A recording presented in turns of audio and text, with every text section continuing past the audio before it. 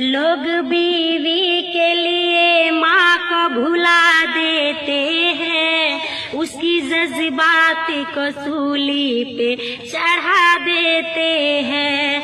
लोग बीवी के लिए माँ को भुला देते हैं, उसकी जज्बात को सूली पे चढ़ा देते हैं। बूढ़े माँ बाप के जो काम नहीं आओगे, अपनी औलाद से तुम उसका सिला पाओगे।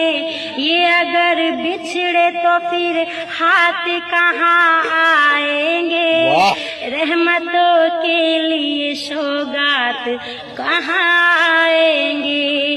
हाँ भी वक्त है माँ बाप की खिदमत कर लो, नेकिया लूट लो और खुशियों से दामन भर लो। जाएगा बस वही, जाएगा बस वही जन्नत में जो माँ का होगा। माँ तेरे दूध का हक हमसे अदा क्या